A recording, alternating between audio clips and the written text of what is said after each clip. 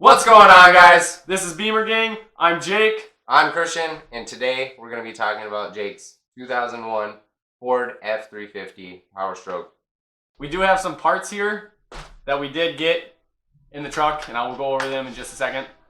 I will be explaining why these parts are here, why the Ford is back in the garage a week and a half later. And what you right? What I messed up on. And then we will get to installing these parts and hopefully fixing my major screw up, because it's actually worse than it was before I decided to try to fix it. So I am pissed at myself, but it is what it is. I mean, like I said, I've never worked on a diesel before. If you watched our intro, we don't have any college degree. We don't have any. No. We've picked this all up. So, and I've heard an injector O-ring job and sleeves is actually a pretty decently expensive job if you go get it done at a shop. So 3 nights of my time in like $150 and parts and everything is better than the price to pay for that, and I'm learning. So I'm not even mad about it really once I think about it like that. But we will do the unboxing right now of all the parts. There is something that I didn't mess up on that I did include in the purchase just to make the truck somewhat better, sound better. Just see what it does pretty much. And we'll get into that later on, so stay tuned. And that might actually be a separate video because I don't know how far we're going to get into this tonight, because there is a pretty decent process behind it all. Yeah. But starting with the first box, again, all this stuff came off of eBay. Fairly cheap. We're on that budget build. Everybody on this channel should know that now. We try to do everything, not necessarily the cheapest, but the most cost-effective, reliable way. And we want to do a lot of reviews for you guys. So first, we're going to start with the injector sleeves. They came from Team 269 Motorsports, I guess. So,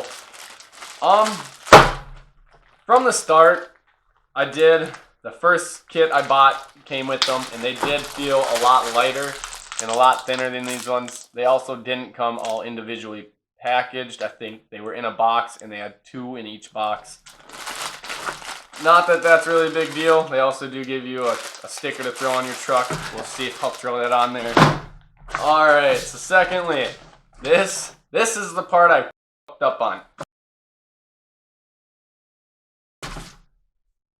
Loctite. As you can see, you got some Loctite 620 here. It's high temp Loctite. You do have to add the Loctite to the sleeves, apparently. I didn't know that the first time. That's what makes a seal. Who would have known? Okay. So, only any mechanic. Alright. And here's another one. I got some injector bore cleaning tools. So you can clean the bores of the injectors really nice before you stick the sleeves in there. That also helps them make a pretty good seal. Yes. Last time I was just using a towel wrapped around with this big thing with a towel wrapped around it and taped on there, and I was just cleaning it like that. That could also maybe be the culprit to the whole thing. Maybe not. Probably most likely the Loctite. Last but not least, here's the other thing that I purchased for the truck. And I decided it does smoke still a little bit on heavy acceleration. Smokes like bluish, whitish smoke, so it is oil. I think it's coming from the turbo seal. So I did buy a new turbo seal kit, whole turbo rebuild kit, other than the exhaust side. So I have the Wicked wheel, the first edition to the Wicked wheel here. I didn't buy the number 2 just because it was a little more spendy. And I have never rebuilt a turbo before, so just want to see if I can do it. But from the look, it's a lot more aggressive than the one that's in there.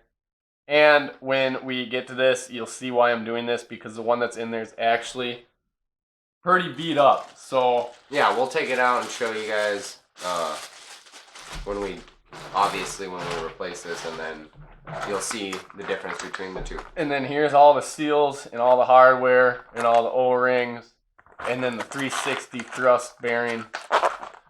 So hopefully this helps with the oil burning situation.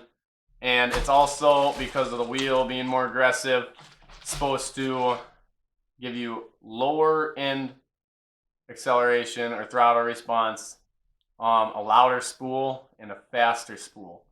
So we'll see how much that holds to the test. That's pretty much, I want the turbo to spool louder, so that's a lot of the reason I'm doing it. Without further ado, I think we will get the camera set up in the engine bay and then start tearing down and getting into the injectors and explain the process behind that. We will also show you how messy it all is in there because of oil or fuel making its way into my coolant tank and it having nowhere to go other than out.